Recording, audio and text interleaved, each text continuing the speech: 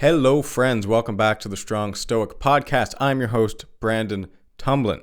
If you would like to support this podcast, consider joining my Patreon. There you can support me, and I would really much appreciate it. It's not expected, but it's deeply appreciated. You can also check out my Telegram group chat, where you can join in on the discussion with other Strong Stoics, which that's where we basically talk about the podcast episode. So go check that out if you're interested in joining the community there.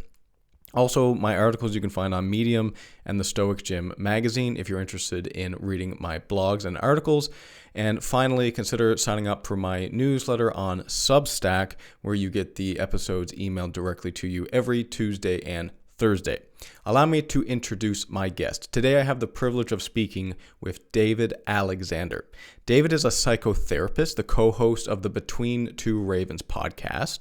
He's the creator of the Prosoche Project and a founding member, like myself, of the Walled Garden Philosophical Society. In this episode, David and I discuss becoming more conscious of ourselves, analyzing dreams. Yes, we actually analyzed one of my dreams, so that was interesting for me personally. We talk about Norse mythology a little bit, Stoic mindfulness, and much, much more.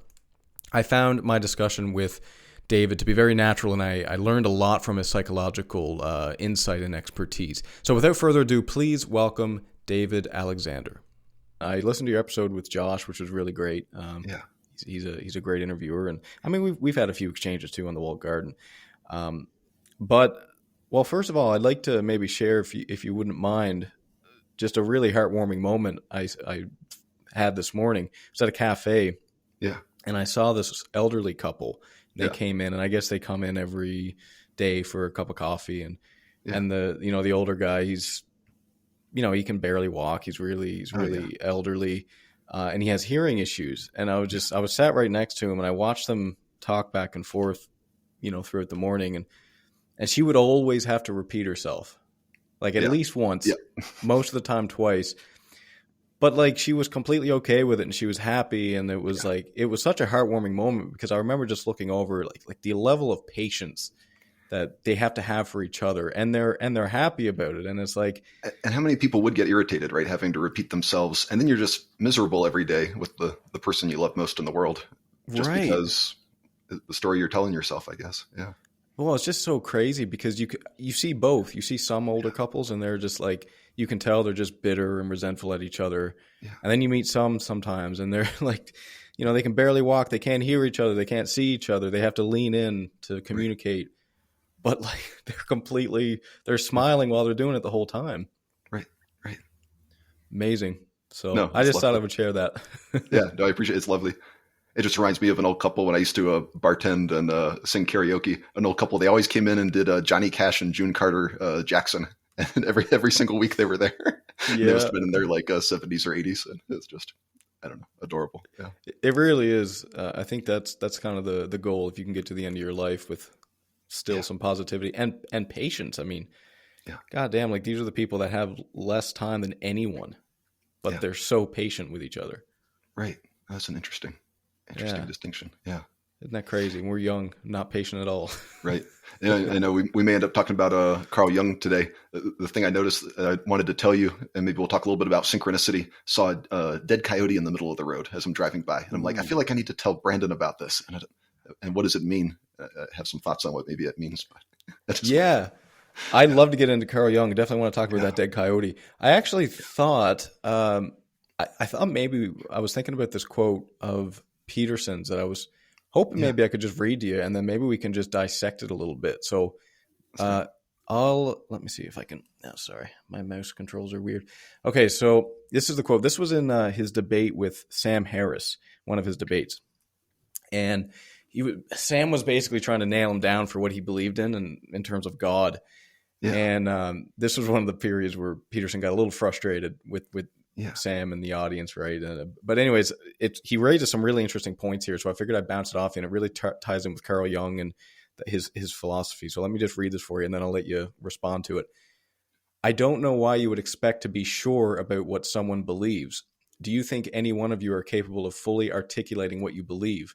You certainly aren't. It's completely ridiculous. You're not transparent to yourself by any stretch of the imagination.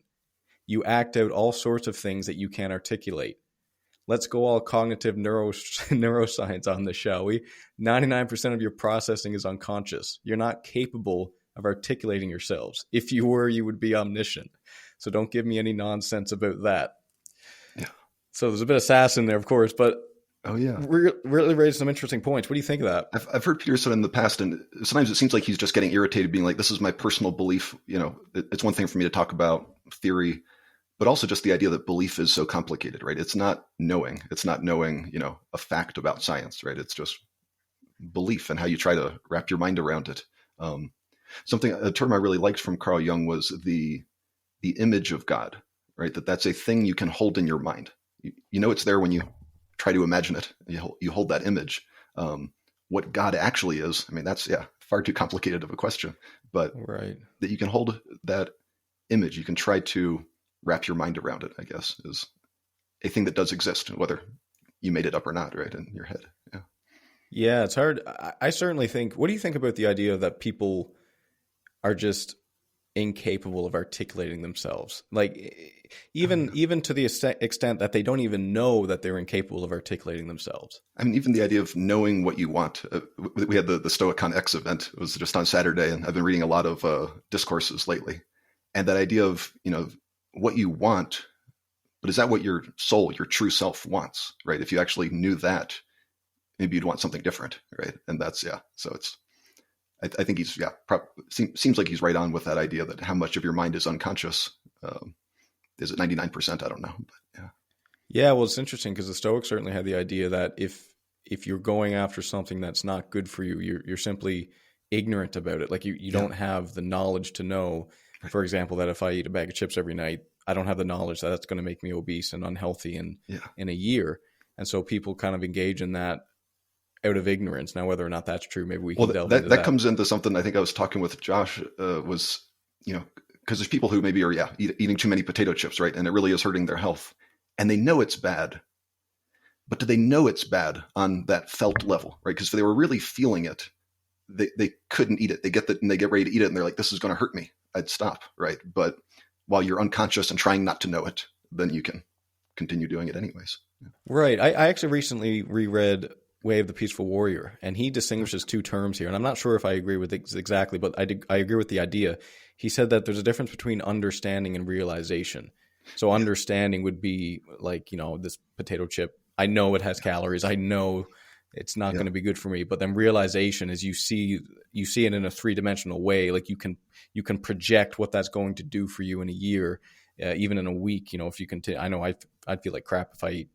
Like physically, I would feel terrible, but I would also morally feel like, what's going on with my life? I'm eating a bag of chips every night. Well, right. And just as you were just describing those two words, and you're not sure if you like the words, I think that goes back to, can we fully articulate ourselves, right? Because to learn the ancient Greek words gives you a lot. And then can we find the right English words for them? And if you read a little bit of German philosophy and figure out, like, they'll have three different words. We translate it into one word in English, but they have different words for it. And, you know, whether like to, you know, even just for Carl Jung, right, to talk about the self or the capital S, the archetypal self, right? You need all these words to even just try to describe what are we talking about with a word like the self. Yeah, it's unbelievable how much context you need to understand some of these concepts. Yeah. You know, I often think, I mean, Stoicism is a great example of this because you have live according to nature. It's like, well, what the hell does that mean? It's like you have to read so many books and do a lot of, I would say, meditation and deep philosophical thinking and know the historical context of a lot of these terms and to get back to the language, like what that word actually meant in this particular way. And it's like the amount of like live according to nature. Sure. Let's all agree on that. But to really understand, or in the Way of the Peaceful Mind's terminology, to realize fully what that means, it's just like, it's a lifetime of work. Yeah. Yeah. And it was something, I think it was with StoicCon. One of the things I was hearing was, you know, live life according to nature. That doesn't mean go, you know, back to hunter-gatherer tribal societies, right? That's not what it's saying, right? And but then is Stoicism kind of nature worship, right? Like it's not in one way, but it is in another way, right? I think that's right. Even hearing Kai talk with Simon and a few other people recently on environmentalism, right? Like what exactly is the Stoic view of that? It's still kind of complicated, right? Like it's not maybe the modern environmentalist, but it is caring about the environment, certainly nature. Yeah. Yeah, it's interesting. Epictetus raises that too with nature, because somebody said something like, well, if I get jealous, that's created by nature. And he said, no. Actually, yes, it is quote, quote, created by nature. But like, this raises an important point, because Stoicism, the live according to nature thing, there's an asterisk next to that, which is human nature is good inherently. That's sort of the underlying idea. Yeah, by the Stoics' definition, right? And it gets confusing if you learn a fair amount about like Plato and things like that. Might say we do have this animal nature underneath, and then we need to use our other human rational nature to combat it. But the Stoics say that actually no, that's not our real nature. Like you're saying, it's just it's ignorance. It's just not being aligned. Yeah. Yeah, for sure. Which I think we all have to contend with. We have this. The psychological baggage that we've picked up through our evolution. Yeah. And it's like, now we have this apex in evolution as far as we know. And I know that gets squirrely, but which is kind of like the rational mind, which is like the divine mind that the Stoics talk so much about. Yeah, it's fascinating stuff. Oh yeah. So I'm going to bounce something off you here, because I'm curious. I've been thinking a lot about how, when people have trouble articulating themselves, and even let's throw in some dark side stuff. Sometimes people have trouble realizing the negative aspects of their self or personality. They think they're so perfect. But I was realizing that there's a bit of a conundrum in here, right? Because let's say the more wise you are in terms of knowing thyself, you're going to know the good parts of you, you're going to know the bad parts of you, and you're going to know like the ugly, the terrible, evil parts of yourself as well. And hopefully you can use that in a good way.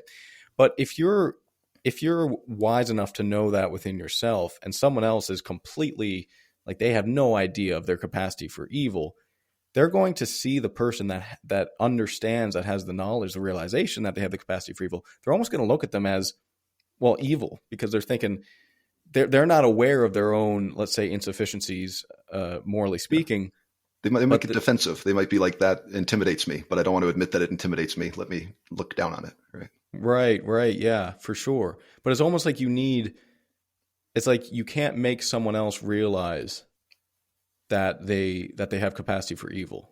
It's like that's something that requires like a lot of deep reflection and ego death, I would say as well. It's reflection, or sometimes something wakes you up to it, right? You weren't trying to become aware of it.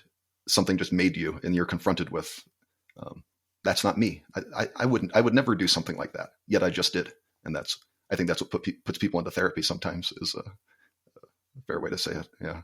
Yeah. People just not realizing what they're capable of. Like, they have no idea of the potential. And then they get into a certain circumstance which draws out some of that negative behavior, and they just can't align that with the wonderful person that they think they are, or thought they were. And that's the idea. Is talking a lot about mindfulness lately, right? And judgment versus non-judgment, right? To think that you're a good person, just be a person, right? To have to be a good person. I mean, it's great to do things that are right for the good of others and for the good of the community and things like that. But that pressure to be good, and then that you can't accept anything that's not good by that definition. It's certainly hard to do, though. Like, that's practically speaking. Like, it's easy enough for us to say to a friend, say, you're not perfect, and when you mess up, I'm going to forgive you. Sometimes that's even hard for people to do. But then when you look at yourself, you think about something that you've done terrible, or said something terrible, and then the next day you're thinking, man, that was real shit of me. And then you have to kind of contend with that. Yeah. And it's like, have you thought about how to do that practically? I know you have. I think that it should be a good thing when you catch it, right? It's sort of, I'm bringing back judgment labels like good, right? But you should be quite, oh, this is wonderful. I learned something about myself. And then that's, to be mindful is now you have a responsibility, right? To not do it again. And that is really significant, really meaningful. If you don't hide from it, right? If you don't stay unconscious to it. Yeah. But that's funny, because I feel like when you're young, you don't know yourself at all, right? You struggle with identity. You have no idea what your capacity is. And you also don't really know, let's say you don't know the habits that you have to put in place to get you to where you want to go, really. So then as you go through life, you become more wise, and you learn certain maybe disciplinary things, or what is valuable. But then what becomes sort of the most important thing is holding yourself accountable to it. So it was almost like when you're young, you feel like you're aligned with your values perfectly because you're completely unaware. Yeah. But then as you become more wise and understanding what the ideal actually is, the gap, or what would you say, the subjective gap that you're seeing between who you are and who you could be, that seems to grow. Yeah. That I think it's from Carl Jung. It definitely comes from James Hollis, who's a Jungian analyst. His book's called Finding Meaning in the Second Half of Life. And he especially talks about that actually the task of the first half of life is building up the ego. But something that strikes me as you're talking now is, are we building up the healthy ego, or are we building up some kind of persona, some kind of just false kind of show for bravado to, show everyone else? The task of the second half of life is then to let go of the ego. And when that shifts in your life is kind of differs for everybody. Because often there's this idea like ego is a bad thing, right? That ego is what gets in the way of everything. Ego is actually what holds it all together, or else you're really just not, you're disjointed. You have all your different parts, and there's no you, no I that is keeping the show going, basically. Have you ever thought about people that become more successful, and as they become more successful, it's almost like they start to doubt themselves more, almost like an imposter syndrome thing, but maybe not exactly like that. Like I found maybe it comes with the more responsibility. I find as I take on more and more, and I quote quote move up in life, in a sense, that there does seem to be more of a pressure. I don't know if it's because the standard that you have to hold yourself to is higher, but it's almost because you would think, well, I'm more capable now than I was 2 years ago, 5 years ago, 10 years ago. Yeah. But then you could also think in some way, I had a lot more confidence back then too. And again, in some degree, these are really loose terms, but what do you think about that? As people become more successful, sometimes they become more self-critical, I suppose. I like that. I think it comes with the responsibility, because it's something every therapist struggles with, imposter syndrome. I'm pretty sure. And probably every good therapist does, because you should definitely question yourself, right? And then as you have people coming to you and their life is a complete mess and they feel like they can't handle it, they can't keep their life together, and they're trying to throw it all on you. And then that's a ton of responsibility. And then it says you find the right balance of, it's not entirely my responsibility. I have my professional responsibilities to you, yet your life is still your responsibility. You get a little bit of confidence back as you learn where to place that. But there's being an early therapist, feeling like the weight of the world is on your shoulders because it's the weight of the world on all these people's shoulders, and they're all coming to you for answers. But they need to find the answers. You don't actually quite give them the answers. Yeah. Yeah. Do you think that's in conflict with sort of the Christian idea of like dying for the sins of the world, like taking all the sins of the world onto you? Because this is something that I've been thinking about lately as well, that like maybe that isn't a good thing to sort of to bear someone else's sins. Christ is supposed to do that, but I don't think any human mortals are supposed to do that entirely. I would say, yeah. Well, it gets confusing for me because Christ is often portrayed as like the ideal in Christianity. Yeah. So, but yeah, but see, this is what makes Christianity so confusing sometimes, because Christ is sort of the ideal, but he's also the God, and he's also the Son of God. Yeah. And so it's like maybe it is like the God that is taking all that on. To find that line where you're supposed to be good and you're supposed to kind of serve God, but then you're not God, right? Not having the God complex that you think you're God, right? There's some line in between there where you do take a lot on you. That you certainly admire that part that takes on things.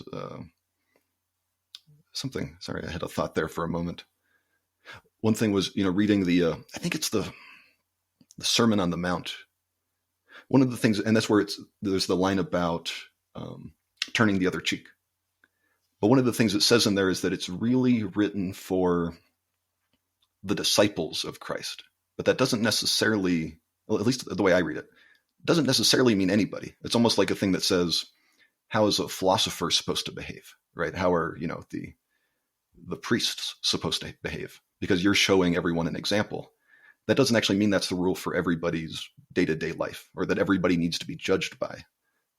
Rather, that's the ideal, right? Like the Stoic, the sage. It's an ideal to strive for.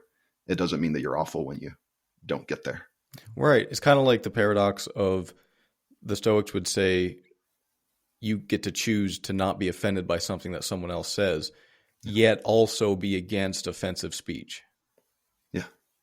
You know, it's like, I guess that's really justice in a sense. It's like, it's so interesting because it's like, as a Stoic, if an injustice is imparted on you, it's almost like, yeah, that's just an opinion that it's an injustice. Right. But at the same time, you fight for justice for others. It's sort of a weird paradox. Right. That I still don't do that. And then that is putting quite a weight on your shoulders, right? That everyone else gets to do it and I don't do it. And yeah, I think that's a lot of the moral, ethical virtue aspects. Right. Yeah. That's kind of like Marcus Aurelius' quote of be tolerant of others, but harsh on yourself. Yeah. And which actually, then that's kind of interesting too, because then Seneca also said, well, be a friend to yourself. Yeah. So I think it's like, you know what I mean? It's like, that again, that's like paradox, another paradox. Right? Yeah.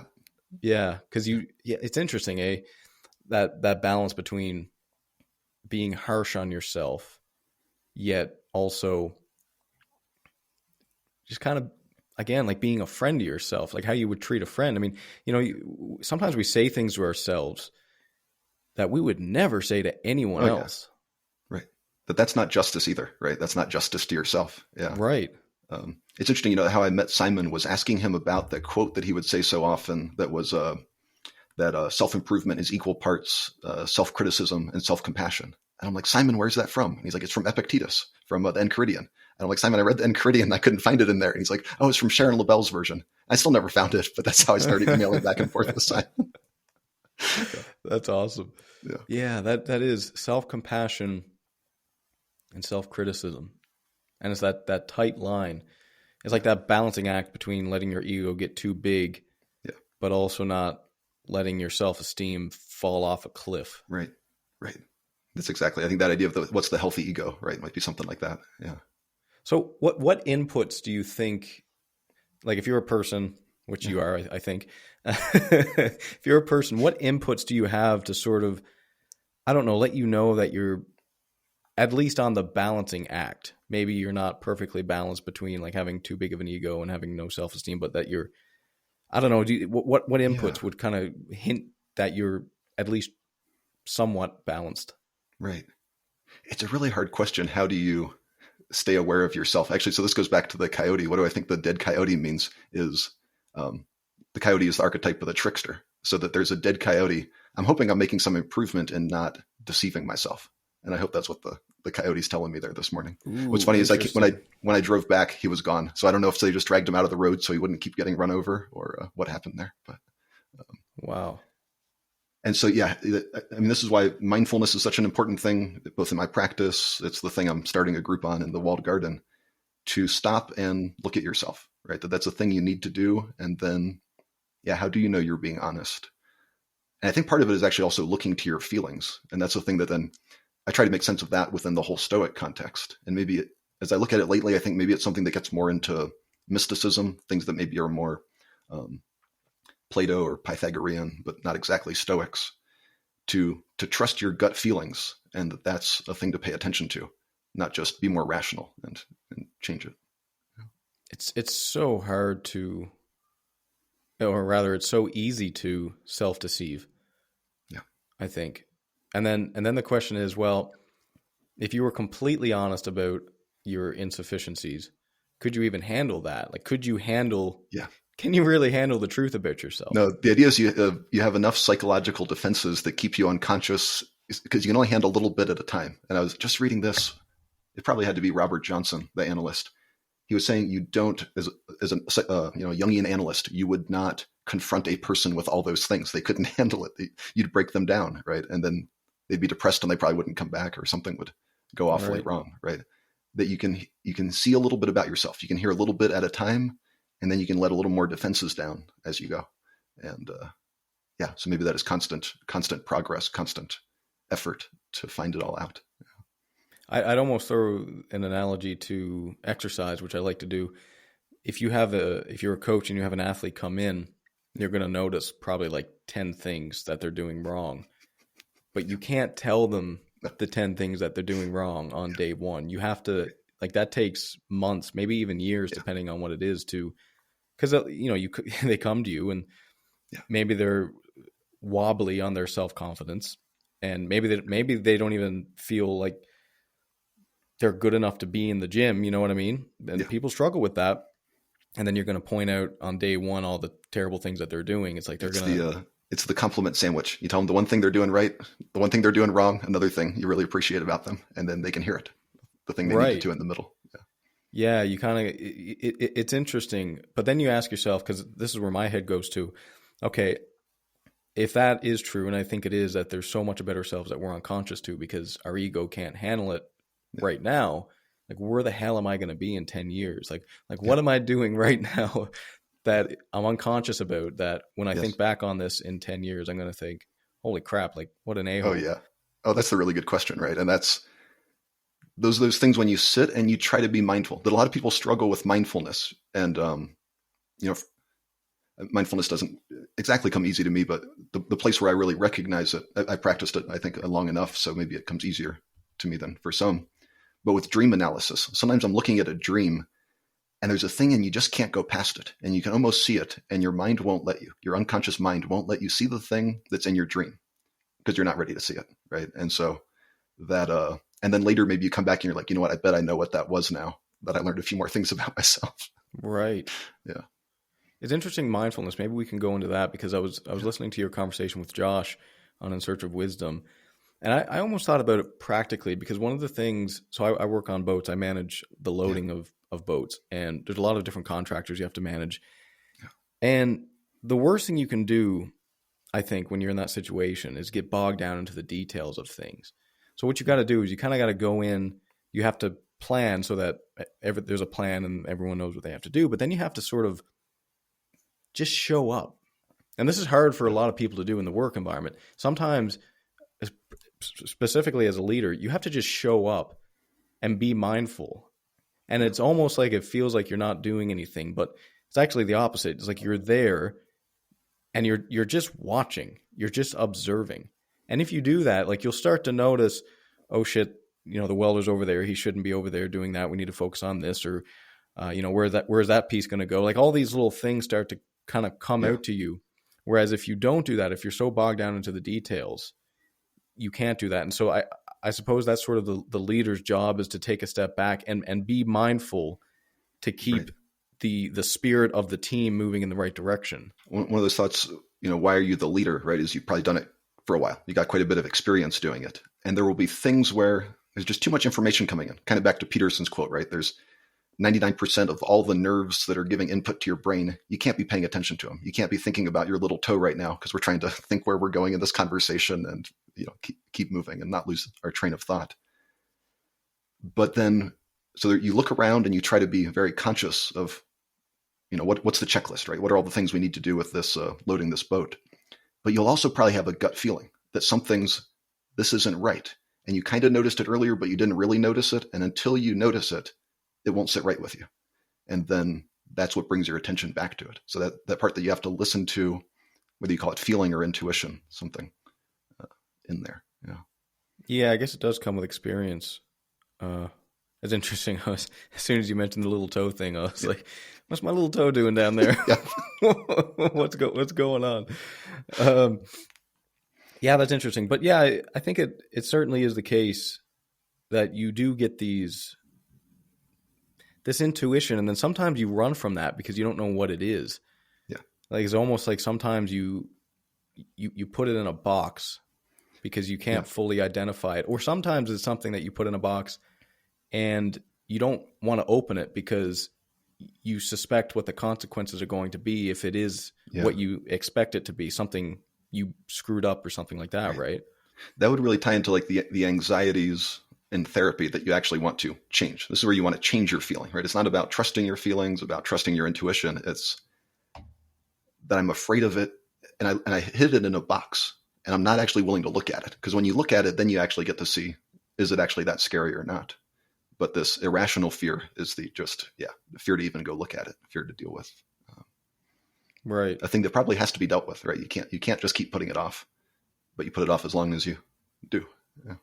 But it's interesting because in a sense, what you're doing is you're purposefully putting a cloud over truth because you're afraid of what it is. Yeah. It's like you're purposefully keeping things in the fog. Yeah. Because you have a suspicion of what it is, and that's going to not be something you're going to want to deal with. Right. purposely or unconsciously, right? And that goes back, I think, to the defense mechanisms, right? If that truth is something like some people just don't want to look at the nature of life and reality and death, right? That we're going to die. I want to not look at that. I got too much I'm dealing with today. I can't deal with that on top of it. Yet if you never deal with it, like how much of your life do you miss out on? Yet when do you feel strong enough and ready to look at it, right? So that's, it's easy for us that we've read a lot of Stoicism and we're like, oh, talk about death all day, right? And death's not a bad thing, right? But for some people, like, they don't even want to say those words. It's terrifying, right? So and if that's where you're at, that's where you're at. Yeah. Let me ask you about something. Maybe I'll treat this as a bit of a therapy session. I had this weird experience with a dream once, and it was very practical. So I'd be interested to know your thoughts on it. Yeah.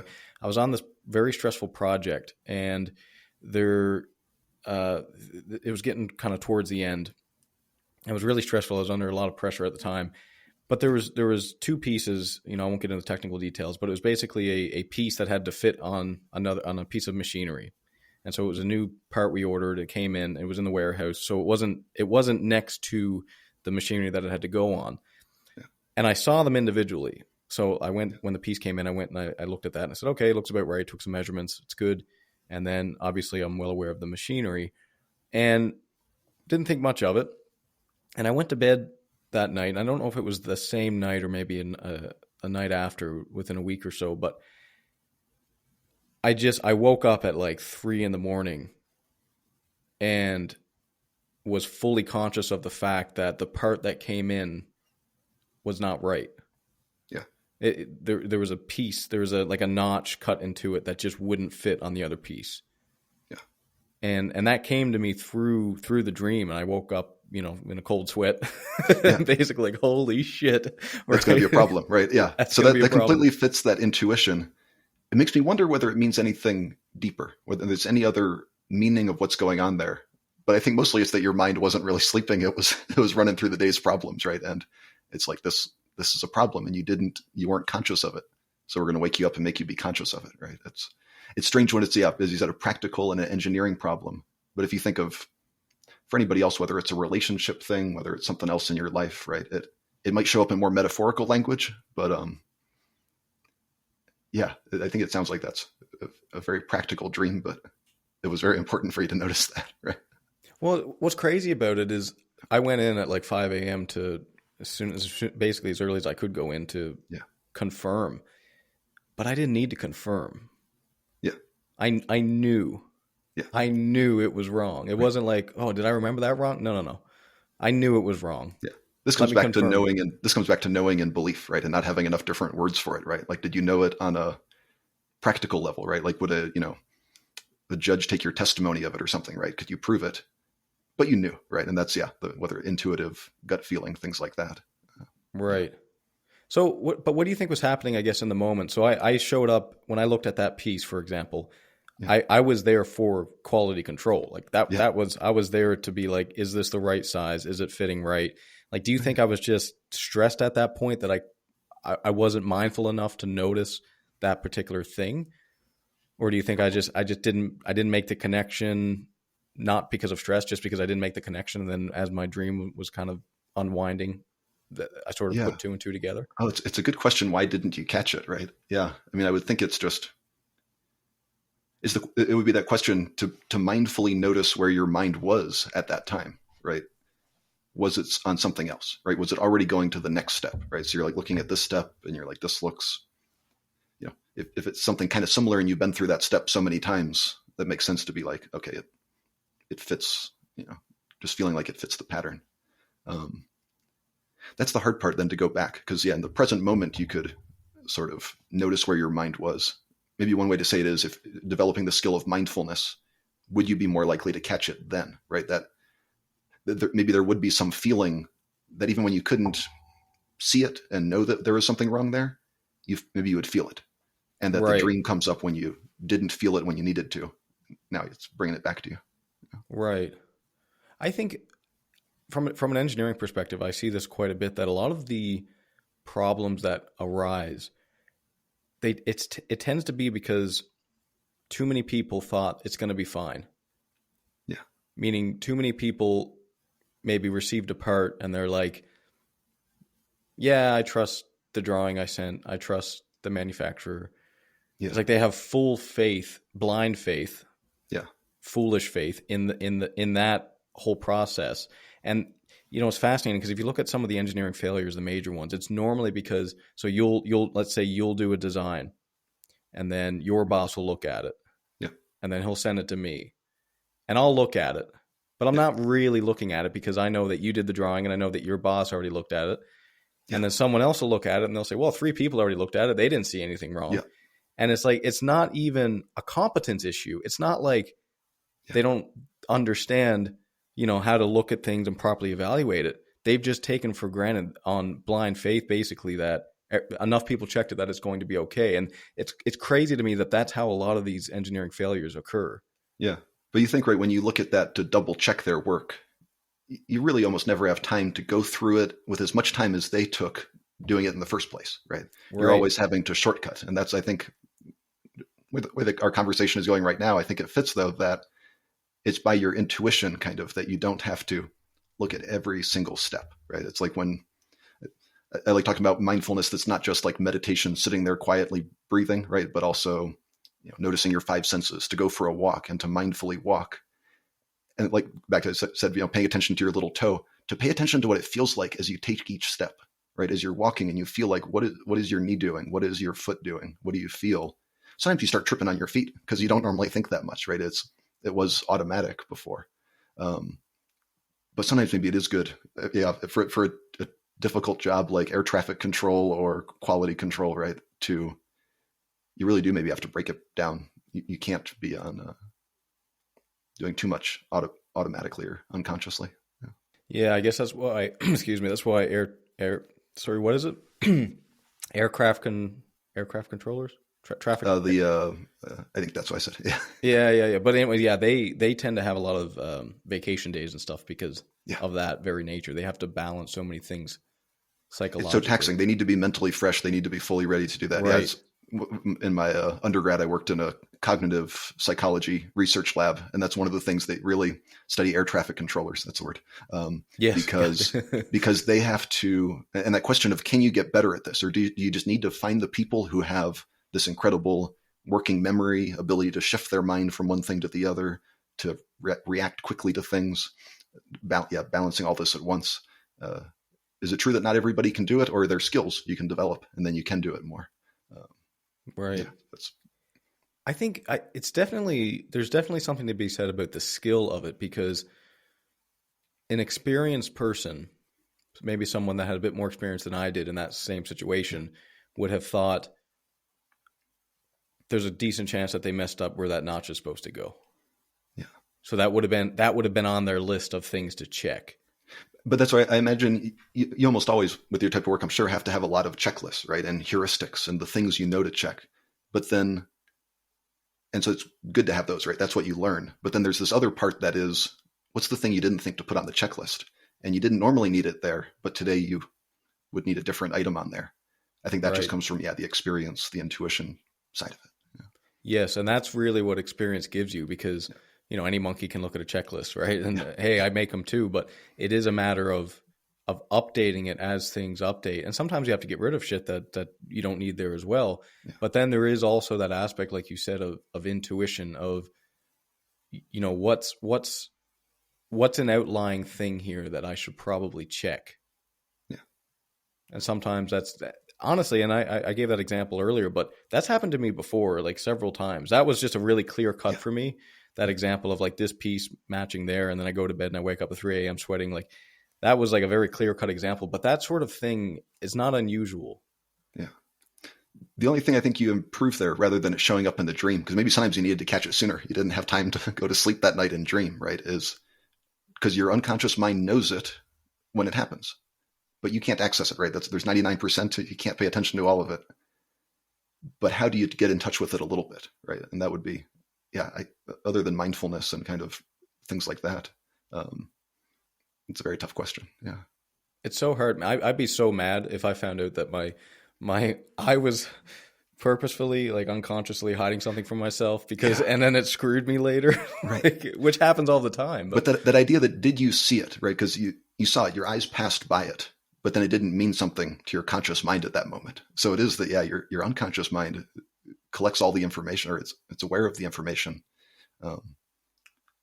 Does it store it or not? And yeah, it's hard questions of what exactly is going on in the brain with the unconscious mind. It really is. It really is. And then you ask yourself, when you get back to something like ego death, like if maybe, I can't remember the details, maybe there was something else going on that day that I had to contend with psychologically. And then I couldn't handle another big issue like that. Right. There's sometimes where, if you're too distracted, if you weren't paying attention in the first place, it never came in. You can't possibly remember it because your attention was somewhere else. So you didn't receive it really. That's an idea from cognitive psychology, but I don't know if that's actually applies for the unconscious or not, or just the conscious mind. Yeah. Mm-hmm. Let me switch gears a little bit and ask you, because you're interested in your podcast, which is, it's Norse mythology, essentially. Yeah. What kind of drew you to that particular thing? That was one, I'm trying to think how I specifically got there. That the Vikings movie? Well, no, it was interesting. It was a real coincidence. So my friend Sean, we went to high school and college together. He finished his master's degree in business, and then he had a lot of time on his hands. And he's like, I still love learning. I still love reading. Always been interested in Dark Age history. And he just started learning that on his own, just kind of, not in a degree program, just teaching himself. And then he was sending me all these messages, just fascinated how, and kind of wondering why the kings would track their lineage either to Odin or to Adam and Eve, or sometimes saying Odin descended from Adam and Eve. And he's like, what does all this mean? And I was right at the same time as I'm just starting to learn about Jungian psychology. And they're talking about the significance of mythology being the symbolic kind of language that your dreams hold, that the stories that we tell in our myths, this is Joseph Campbell's idea of the monomyth, they actually explain how the human mind developed consciousness, that what was going on, it laid down these kind of frameworks, and then we just keep retelling these stories, and they're all kind of the same story, but with different takes on it. So he was talking a little bit about Norse mythology. I'm like, I don't know much about Norse mythology. And I looked even at, there's a few books by Jungians on Norse mythology, but not much. They talk a lot more on Greek and Roman and other world religions, Hinduism and Christianity. And they don't talk about Norse mythology. It gets missed. So we started reading it, and then I just got really captivated by it, really got pulled into it, where it talks about these things like the world tree, and this is the story of like Odin, and he dies, he hangs himself on the tree to go to the underworld to gain wisdom. And there's sort of these different ideas. They're the hero's journey, but they're also the story of a shaman. If you look at stories throughout all the other cultures, what is shamanism? There's always something about that, going to the underworld, and they have to die or they have to be dismembered. Odin loses an eye, things like that. So that it's and why do I keep doing it? It's a really useful language to understand a mythology, to dive into it deep. We've done 50 episodes now, so you'd have to spend 50 hours actually following our journey we've taken, because it is a language to, I could talk Norse mythology for hours and hours. It's a language to know, what are all these characters? What do they all represent? What can they represent in the mind?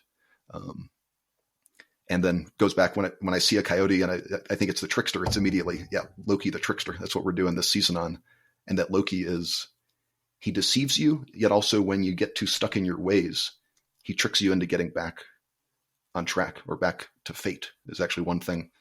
Sean actually constantly is my co-host, always bringing up, like, this is about fate. This is about, especially Odin won't accept his fate. And then everything goes terribly because he can't accept his fate. But he's a god, so he thinks he shouldn't have to accept fate. That idea is sort of reflected quite a bit in movies and stuff, that you kind of can't escape your fate. Right. It's a very interesting thing. But yeah, it is a prevalent idea in Norse mythology, which I know much less than you. But yeah, I've certainly seen that idea portrayed, that you can't really run from it. And I guess the idea being, even God himself can't. Yeah. There's a real determinism, I think, for them, that it really is the Norns have determined your fate, and fate's just going to happen. There's a little bit of room. It's kind of like Stoicism. I actually make a lot of parallels to Stoicism because they're both pagan, spiritualities or, wisdom traditions that, for the Vikings, it was especially that idea, to die in battle is the most glorious death, right? So that you don't run away, right, from the battlefield. You stay and you fight, right? That's maybe a choice you have. Yeah. And then it's rewarded, but that otherwise they don't exactly talk about aligning with fate. I think they just sort of assume it's going to happen. Yeah, it's happening. It's interesting. Yeah, I heard you mention that with Josh about this sort of balance between, fate, but also free choice. And, I've thought about that a little bit. Have you seen Forrest Gump? Yeah. So Forrest Gump is an interesting movie. It's really well loved, but there's sort of this theme throughout the whole thing that I recognized when I was digging into Stoicism, that, his mother was always kind of like, life is like a box of chocolates. You never know what you're going to get. Like, you're kind of just wandering around like a leaf in a breeze. Yeah. And then he met Lieutenant Dan, who was like the polar opposite, which basically like, no, there's a destiny, there's a fate. I'm going to die on this battlefield. Forrest Gump actually saved him from death, but Dan didn't think that was a good thing. He was like, you a-hole. I wanted this was my destiny. You robbed me of my fate. Yeah. Prevented him from going to Valhalla, as the Vikings would say. Yeah. Essentially, yeah, that's essentially what his mentality on it was. And he had like his whole lineage of his ancestors were dying in battle. And it's like he had this sort of idea that this was going to be my thing. I'm going to die in battle. And it took him a long time to really come to peace with the fact that maybe it was a good thing that Forrest Gump saved him. But then there was this apex at the end of the movie where he's talking to the grave of his wife, his dead wife, Forrest Gump, and he says that, he says, I don't know if life is like a box of chocolates and you never know what you're going to get. I don't know if we're just kind of floating around, and I don't know if there's fate, but maybe both is happening at the same time. Yeah, and it's like, that's such a hard thing to wrap your head around. Yeah. What that means. I never thought about Lieutenant Dan being some kind of like a shadow to Forrest Gump, but now I really like it. How did it end with Lieutenant Dan? So I know he became like kind of nihilistic for a while and really angry. Yes. Where did he end off? Yeah. So he became nihilistic and was like drinking and doing all kinds of crazy shit. And then basically Forrest Gump became a fisherman, and Lieutenant Dan promised him he'd be his deckhand if he, jokingly, like, you're not going to become a fisherman. Yeah. The day you become a fisherman is the day I become your deckhand. But he followed his word, and when he became a fisherman, he showed up. And then there was a scene where they were hauling up the net, and Lieutenant Dan was kind of looking at the sunrise, or the sun. I think it was a sunset. He was looking at the sunset, and he says to Forrest, he says, I never thanked you for saving me. Yeah. And this is probably like 10 years later. Right. He found some kind of meaning there. Yeah.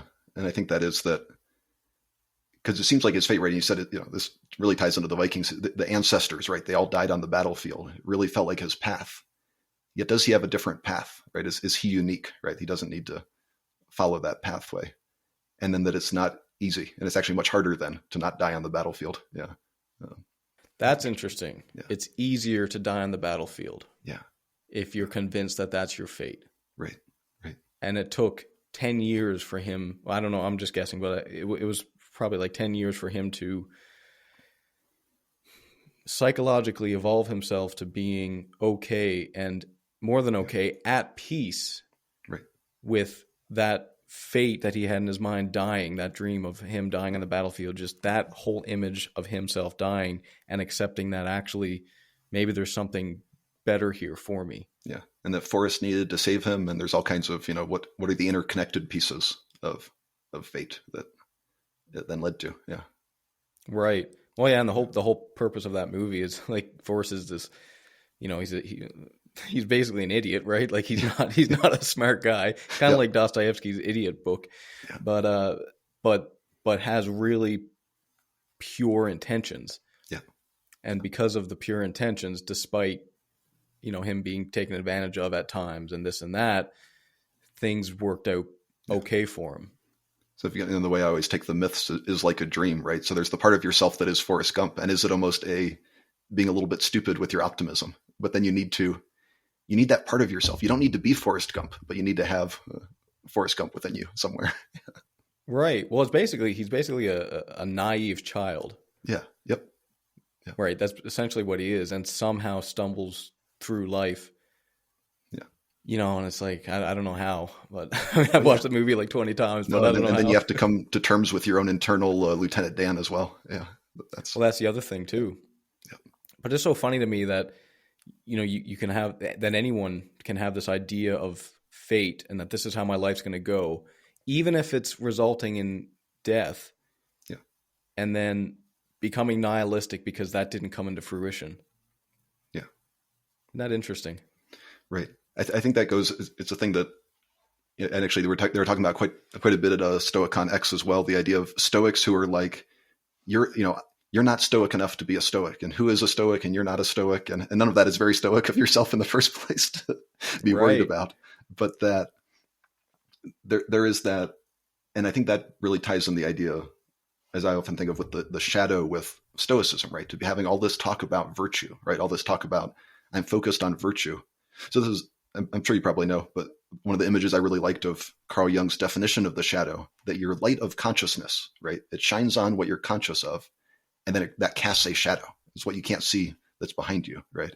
So with all that talk of virtue, what do you become unconscious to, right? What are the things you don't want to see in yourself when you're not virtuous, right? Things like that. I think that's, once you know that, once you know to look for the shadow, then it's a lot easier to not deceive yourself, I think. Right. Well, I think part of the shadow too, in the Stoic sense, is sort of those initial thoughts that you get, some of which might not be so pure. And this is interesting because Marcus Aurelius had this idea that if someone asks you what you're thinking, you should be able to tell them and not be embarrassed about it in the sense that it's a virtuous thought. And, I think that's maybe what a sage would be like. And I don't think maybe that's realistic, but it is an interesting thing that, we have, okay, well, here's a great example. So you have something that triggers a bit of an emotional response for you, maybe anger. Yeah. But you're Stoic and you're kind of controlled in some sense that you can take that apart, look at it objectively, dissect it. Why am I feeling angry about this? And then take it apart. And it's like, in a sense, that is a shadow part of you. It's like, this is something that I'm recognizing that might not be so pure. But then I guess in the Stoic sense is that even though you're feeling that doesn't mean that has to manifest itself into the world. And it also doesn't mean that that's who you are in a sense. It's also it's one thing I know I really wanted to talk to you about, the positive and the negative shadow. Because I don't know if I've heard you talk about it or what your understanding is of that part. Because that would be with the anger. Maybe there's something good in here, right? There's something in here that's maybe not good, right? Because I think Seneca says, don't let anger take the place of courage, right? So what the thing you're angry about, maybe there's an important value here, right? Something went against your value. Things they're not the way they should be, right? That's kind of usually what anger is about. But then don't act on anger, but look at that, right? So it brought your attention to it. That's a positive thing in this part we'd rather be in the shadow, maybe. Yeah. Oh, yeah. Yeah. Interesting. For sure. Yeah. I can definitely see that because it is, if you're really mindful of the thoughts that you have coming into you, you will use those and the emotional responses that come with that as an opportunity to learn about your insecurities, about your insufficiencies, about the not so pretty sides of you, the shadow, really. Yeah.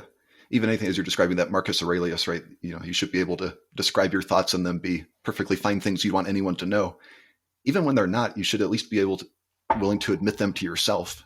Right. And ideally even admit them to others and be like, so this is the impure thought. Yet here's the thing that's wonderful within that, actually. And then here's the part that is why in a polite society we don't act on this, right? Or something.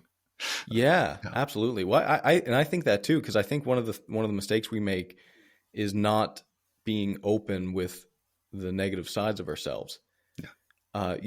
Here's a very interesting thing. There was a man that I saw on YouTube. He does this thing where he tours around.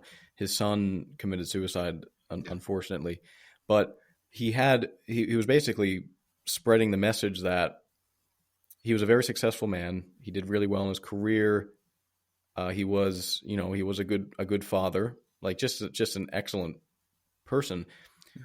But then he looks back, and what he realized, I guess, through his son's suicide note was that he didn't let his son see the weaker part of himself. Yeah.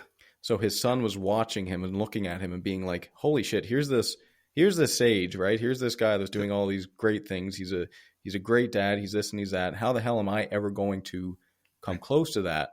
As opposed to saying, listen, son, I know you're going through a breakup right now. When I was 15, I got broken up with and I cried like a baby for 4 months. Like that the weakness is not failure, right? He didn't show him that you could have weakness and it be not a failure. So his son was just a failure, right? And then that's not what he wanted to show him. Yeah. It's interesting because it's not like that's what you want to move towards. Yeah. But it's true. It's a true thing about yourself. Yeah. It's like just because you get some angry thoughts, it doesn't mean that that's what you want to happen, but it's happening. And let's choose the idea, right? To imagine, and actually it's pretty close to home for me, but to imagine like almost never seeing your father get angry, right? He's such a good man. He never gets angry. Is it actually better to see a person like get angry and deal with their anger well, right? Rather than they always deal with it not in front of you, right? We don't want the kids to see it, to be affected by it. But is it good to see, to see parents have conflict, but they resolve their conflict, right? It's not throwing dishes at each other, right? But they get maybe a little heated, and then how does that resolve, right? And then when you have a partner, you at least hopefully have a good model then of this is how you get angry, but maybe you take some space apart and you can actually come back and talk about it, right? If it's all behind closed doors, if it's all when the kids aren't home, they never see it. Yeah. Right. Well, it's humanizing. Yeah. It's very humanizing and people experience this. This is the wonderful thing about podcasts now, because people have these idols and these sometimes celebrities and these people that they just really look up to. Yeah. And then they hear them talk, say on Joe Rogan's podcast for 3.5 hours. And they're just like, oh, they're just people. Like they're stumbling, they're making mistakes, they're saying, they're, and it's like, it puts a human element into it, which oddly enough, we do tend to do that. We tend to like think of people as gods that we really look up to. Yeah. Yeah. No, I'm trying to think. I think that is really, and one of the ideas actually is that the bigger, I'm trying to think the right way to say it. But basically, when you really start idealizing something, right, you really start to think of yourself as the sage, that creates a much bigger shadow. That actually there's much more potential for darkness, for self-deception when you're really, if you think you can get there and be the sage, right? Is I think when they say even Socrates maybe wasn't the sage, right? Can anybody do it, right? But it goes back to that. We started with the image of God, right? You need the image of a sage to hold it in mind, to strive towards, but don't think you need to be that, right? Because then it's the failure that you haven't reached it. Yeah. Right. It's a weird thing to wrap your head around. Like, why would you even, go for that? It's almost like I'm going to try and climb this mountain, but I know I'm never going to make it there. Yeah. It's like, why the hell leave in the first place? How long are we talking today? I want to make sure I don't keep you too long or go on a tangent if we were. Oh, no, go on a tangent. We're 57 minutes in. Did you have time were you going to plan to do an hour and a half? Or? Yeah, maybe like an hour 15 if you had time. Okay, hour 10. Yeah. This is a really interesting topic. I'm actually curious to get your thoughts too, kind of going back to the strength training. The idea of doing your best. I talk with some people and they'll tell me, I don't know what that means, right? To know that you tried your best, right? That you were aspiring for something, right? You're striving for something.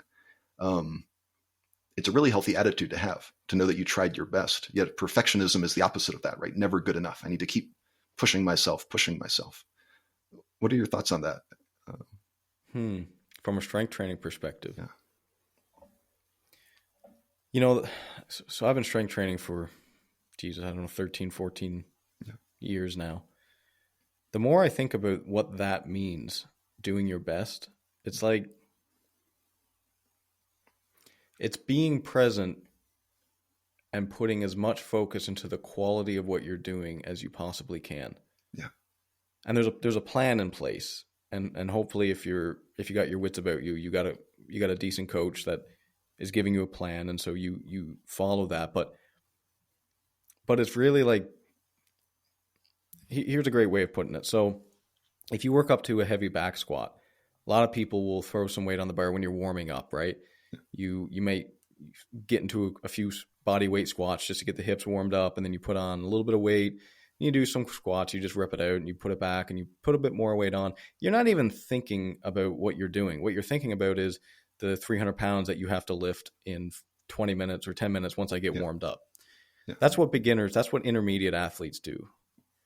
What an advanced athlete will do is they'll go into the gym, they'll stretch with focus and purpose. Yeah. They'll be very mindful of what they're feeling. Is there something extra tight here? Is this hip a little more loose or a little more tight? Okay, I should put some extra time into that. When they're warming up, they're focused on having perfect balance over the feet. Yeah. They're lifting with the amount of quality as if it's their 1 rep max. Yeah. They're doing everything with focus and purpose. Yeah. And then if you do that in the warm-up, you actually become more successful when you get to the weight that you actually want to lift. Right. You rehearsed it the right way the previous times. Exactly. Yeah. So like giving it your all, and that's hard to do. Don't get me wrong. Yeah. But if you look at how an athlete, like an Olympic athlete, warms up and prepares, that is like the most important thing of the whole. Yeah. You can't even get there to do your max unless you do that, and then you can extend that out so you have that within a day, like a training day. Yeah. But then you also have that throughout your whole training career, your whole training program. It's like each day you go in and you give as much quality as you can to what you have to do. And then if you do that over time, when you peak at the end of your training cycle, then you have maximum potential. Yeah. No, really what your answer says to me is that the first thing you said was that you're present, right? That you show up, that you're mindful, right? So that it's not about the outcome, right? Did you try your best? Did you do your best? You showed up and you were mindful, right? And it's hard to sell that to people, right? If they're not seeing it. But when you're like, well, this is how Olympic athletes do it, right? That seems like that must be the answer. But it is always that question, when do people gain insight that is, you did your best? It's not about the outcome, right? It's, did you do everything you knew how to do, right? If you didn't have the knowledge of how to do it, you're a beginner, not an intermediate or expert. Yeah. Well, and this is something that might be shocking to people. And maybe I never made this connection. Maybe this is an interesting analogy for learning philosophy and stuff too.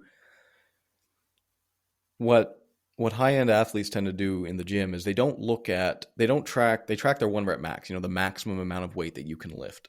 Yeah. But what's actually more useful to track is your daily minimum. So it's you're going to have good days, you're going to have bad days. You're going to have average days. It's about a third. You get about a third of each. Yeah. But if over time, sort of like the minimum weight that you can lift goes up, that's progress. Oh, yeah. Because anyone can have a really great day. But if your minimum is going up, that's progress. So I'm just thinking how that would relate to something like philosophy, where it's like you're going to have days where nothing bothers you. Yeah. You're going to have days when a lot of things bother you. But what about like the most stressful day? What about the worst situation? And then, days where you lose your equanimity, but was it not as bad as the previous time, right? It was for a moment and you caught it. Yeah. It's something like that. Yeah. What do you think about that in terms of a psychological perspective? Yeah. No, I think it's very healthy. But then it is that this is, I think, why as you're talking, the stoicism is so relevant for the strength training, right? Because if you have a day and it was a bad day and you're beating yourself up about it and you're telling yourself all these things, it's like, well, that's when you don't go back to the gym, right? That's when you're like, I can't do this sport. This isn't for me, right? And it's all just what you're telling yourself, right? So it really is to see those perceived failures is that, no, it's exactly that in psychology, right? Your worst days, well, they're better than where they used to be, right? Because you don't see that because it's still a failure. But no, this one wasn't a failure compared to how we would have failed 3 months ago. We did not fail that way today. This is a win. And that is a thing. Yeah. When people come see a therapist that I point out to them, this is a lot, you've had progress, right? Because if they're still in that negative mind space, they still see it as a failure, but it's no, look, let's track. Where was it? Where is it now? Yeah, it's exactly that. That's certainly interesting. I've never made that connection to, because I mean, this is what I do. I think so much about like extracting lessons from strength sports, but I never made that particular connection. So that's awesome, man. Yeah, because you can explain it in the very behavioral way of, just what are your, trying to think of the way to say it, shaping and all these technical words, right? But to describe it with a, strength training, Olympic weightlifter metaphor, for some people that really clicks, right? It really proves the point, I think. Yeah. Yeah. Well, I mean, I've spoken with a lot of athletes just in what I do. And there is sort of this spirit of stoicism that kind of goes through most of them, with the exception of people who come into the sport late and are naturally talented. Yeah. Because they don't go through the same humbling journey, I suppose, in some sense. Right. But for the most part, like, it's not like I always tell people, when it comes to a barbell, you never win. Yeah. It can always get heavier. Right. Always. Yeah.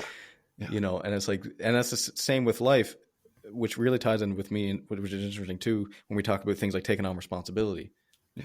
Life is always going to win, because you can always take on more, to the point where you never have any free time, you never relax, you never unwind, you never have time to be mindful. It's like, how much are you going to take on? Because you can take on enough to kill yourself and more. And if there's never time, this is the thing, is I set aside these Saturday mornings, I'm doing this mindfulness group, right? How do you get better at mindfulness? Well, I know how I'm getting better is to set aside a Saturday morning every week, right? It's because otherwise I do it sometimes. It's like I get into doing everything else, and sometimes I stop. Oh, I have a little time here. Now I could, right? But if you don't set aside the time, you never will. And, is it a good use of your time, right? When you can have all these reasons not to, but it is actually what makes you either more productive or grow as a person. I mean, those things that really matter, is you have to, sit back and reflect, not always just doing. Yeah. What have you noticed in terms of benefits since you've been doing that Saturday morning mindfulness thing? This Saturday one we just started for 2 weeks, but for myself, when I shifted from the perspective of like, I go to a training and I learn meditation and I do it a little bit, and it's like, oh good, I'm a more mindful person because I took a mindfulness class. Shift of perspective to, it is a thing you have to practice every day. And it's a thing I practice with my clients every day. So I'm pretty lucky that I get to do that quite a bit every day. The benefit that popped up is to notice, like, it was funny because I'd like walk into the bathroom where it's quiet, and then my mind would just go to, what am I trying to accomplish today? What do I want to be spending my effort on, right? Rather than just doing the next thing and what do I need to do next? Is this even what I want to be doing? Is this what actually, I'm supposed to be doing today?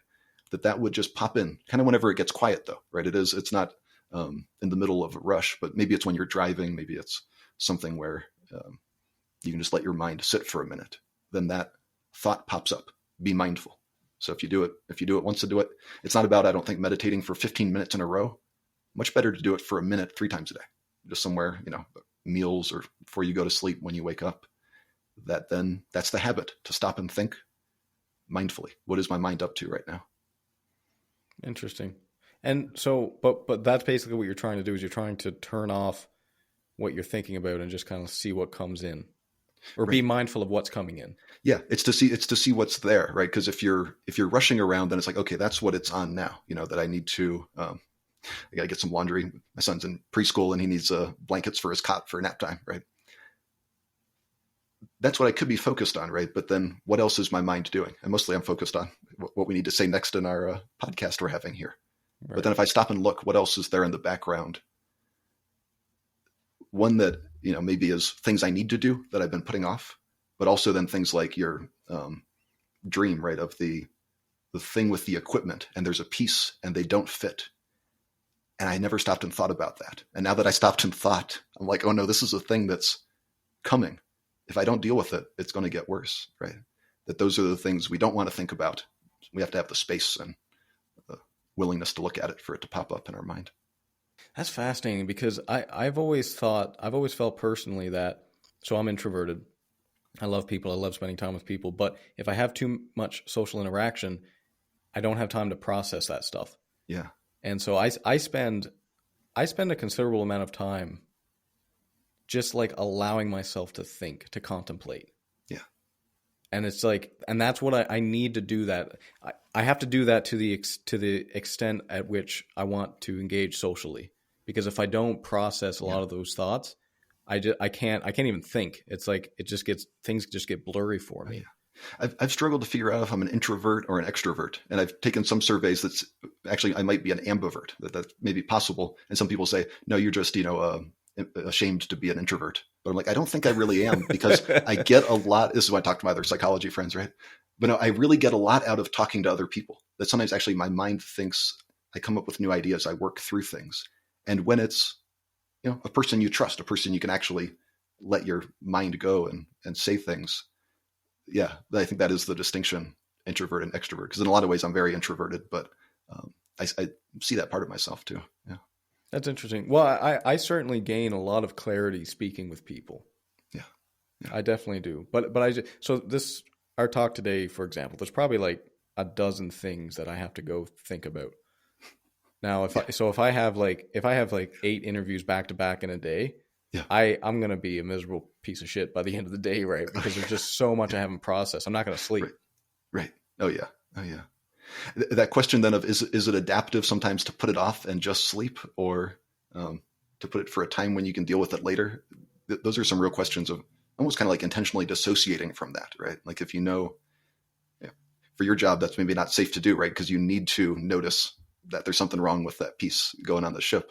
But maybe sometimes you just need to sleep, right? And you cannot deal with, if you're a paramedic, if you're a police officer, you can't deal with that. You need to get some sleep so you're ready for tomorrow, right? But at some point you need to deal with it. So that is finding the space and time to deal with it. So it's not, but then these are questions of kind of building up psychological walls, whether that's safe or unhealthy, but people do it automatically as well. So that is fascinating, because I would say that when I am in such stressful situations, I do tend to sleep less. Yeah. It takes me on average probably 30 minutes to fall asleep at night, because I got to process a lot of the shit that went on that day. Yeah. But like days when I got a lot going on, like that project, for example, I was up at like 4:30, 5 a.m. every morning. Yeah. And, lying in bed, rolling around, but just not sleeping, just processing a lot of that stuff. Yeah. But it is an interesting thing, like how much are you willing to let in, and can you? And I think you can sort of put it off, but I think it tends to maybe bring out the not so nice parts of your personality, if I can speak from personal experience. The idea is, it's bottling up anger, right? You set it off, you keep setting it off. Maybe sometimes to do it a little bit, but you really got to be conscious of what you're doing, I think, because mostly you would do it unconsciously. And then do you ever stop and look at it? And if you don't, then it blows up somewhere at some point. Yeah. That's the danger in it. Yeah. And you can, well, I don't know if everyone can, but I can certainly feel it. Yeah. I can feel that bubbling up if it's a long period. Yeah. One of the Jungian terms, I think it comes from Robert Moore, the analyst, a conscious sacrifice versus an unconscious sacrifice. He would even expand this to be talking about all the issues of environmentalism, right? That, global warming. I don't know your feelings on global warming, but if there's a bunch of carbon being burnt, it goes off into the environment. That's a sacrifice, right? Is that a sacrifice we wanted to make? Right? We didn't think about it. We just started doing it, and now we're doing it, and now it's a little hard to undo it, right? You buy a company and it's profitable to fire all the employees. That's a sacrifice. So the idea is, if you make it a conscious sacrifice, well, that's a hard conscious sacrifice to make, right? Just tell yourself, well, it's what's necessary. It's what we need for the shareholders or the profits. But actually do it fully thinking of exactly all the implications of it and the steps that maybe that makes it easier to live with, or you'll decide to do something different, or you'll mitigate it something, right? That's the idea. Yeah. Well, there's a scene in Way of the Peaceful Warrior again where he meets. I don't know if you read that. Have you read that book? No, I haven't, but it sounds good. I should. Okay. Yeah, definitely. It's a pretty short book too. But anyways, I won't spoil it for you. But he's a sage essentially. He meets this sage, and he's like learning from this sage, and he's like perfect, right? He's like this perfect mentor, this perfect guy, and then he walks in one day, and the guy's like lighting up a cigarette. And he's like, "What the hell are you doing, man?" Like, this is so out of character. Yeah. And he's like, "Oh, it's really good. It tastes really good." And he basically explains to him, is like, there's nothing unvirtuous about smoking a cigarette every now and then. But I know I'm going to feel like shit about this later physically, because he like ate really healthy. And he said, I know because we're going drinking tonight, then I'm going to feel like crap tomorrow. He said, there's nothing necessarily bad in that. It's like everything has a price and a consequence. Yeah. And wisdom is like accepting that, knowing it, and then accepting it. Right. And to really, and then to not be fooling yourself, right? For a night of drinking and you're going to have a headache tomorrow. Do you really want that? Are you really okay with having that headache tomorrow? Or are you not thinking too much? You're like, yeah, I know it'll give me a headache tomorrow, but I'm willing to accept that. But are you actually, right? Did you actually, not just thinking it through, but really kind of feeling that, the consequences, things like that. It's, it's always the question. Are you fooling yourself? I think about that a lot lately. But sometimes you are. That's what's interesting, because I've certainly noticed that, and it gets slippery with alcohol, right? Because you start to lose once you start, then you're less conscious. Yeah, so that's the problem. Right. But it's almost like something you have to go in to the night before, the night of, and just be like, yeah, I'm gonna get drunk tonight, and I know I'm gonna be hungover tomorrow. Right. And I'm certainly not saying I do that every weekend or recommend doing it every weekend, but like there's certainly been times where, I don't know, you have like a friend get together, a reunion or something like that. And it's like, I know what's going to happen here, but I'm fully conscious and accepting the consequences of it. And but then is that what you want, right? That you're going to do it. You know the consequences. You're going through the steps, but do you want it, right? Do you feel like you're allowed to? This is the volition, right? The will for the Stoics, right? Is that actually what you're willing, or are you going along with the crowd, right, or the flow? And it's much harder to, and then that's to stop and think. It goes back to that. What do I really want? Right. Right. It's tougher. Yeah. Yeah. And it's interesting because, and maybe this is some self-deception on my part, but I've always thought that, some of those nights where if it's a good friend, if it's the right person, you can sort of get intoxicated with them, and it ends up being like a really great bonding experience. Yeah. And I've certainly had that. So like in some sense, it's like, yeah, that's kind of worth the sacrifice in that case. Like it's not a blind. Yeah. No, I think then it's the idea of it being a proper sacrifice, and what is it for, right? You know why you're doing it, right? Yeah. That's right. But it is interesting though that when you're young you get drunk and you don't even think about the hangover, right? But then as you get older, it's like they start to be more like, I know that's happening, so if I'm going to do this, there better be a damn good reason. There's some line in there where then, you get a little bit older, you're feeling the consequences of it more. And then you're like, that's not what I wanted, right? I did not want to wake up with this hangover today, yet I did it anyways, kind of fully knowing going into it, right? But not actually admitting it to yourself. Yeah. So that's just little examples of all that. Yeah. Right. And then there's the old, well, maybe I won't get hungover. Maybe I'll get lucky. And then you're normally wrong. Drink a lot of water, pace it out, eat on a full stomach, all those. Get some Gatorade. Yeah. Oh man. Well, I think we could talk for hours, but I think we should maybe get to the end here. But I'd like to ask you, right now at this moment, or maybe not at this particular moment, but in your life, if I could ask you what's giving you meaning in your life right now, what would you tell me? Yeah. Work is still, especially being a father, and the stuff I do with the philosophy, it really does quite a bit. That it's the things I read, and it's not just reading them because they're interesting or I'm learning more, but really seeing how do you apply it to life, right? How do I apply it for myself? The whole idea of starting to do blogging and writing, it was really hard to figure out like, who is my audience and what am I writing for? And as I get to this place where I'm more comfortable writing, this is what works for me. And I hope you see something from it useful too, right? That it was just a shift rather than, oh yes, I'm an expert and I'm telling people what they need to do. No, just this is what I'm doing with it. Personally meaningful as well as I hope it helps others. Yeah. I think that's the way to go, man. Yeah. Just shine your light, and it's going to help others read as well. Oh yeah. Yeah. All right, man. I appreciate you, Brandon. It's been a great conversation. Yeah, man, this is great. Really appreciate you. Where can people find you? I'm going to tell them about you. I'll do a little intro for you at the start of the episode. Probably the best way. I got prosocheproject.com, which I try to keep it sort of as a hub, so you can see all my different Norse mythology, the philosophy stuff, but especially the walled garden, Prosoche Project, and I have a Twitter too that I try to post my updates on what's coming up for me. I think it's just at Prosoche Project. Yeah. Nice, man. Thank you so much. We'll have to do this again sometime. Yeah, sounds good. Talk to you later, Brandon. All right, brother. Cheers. Bye.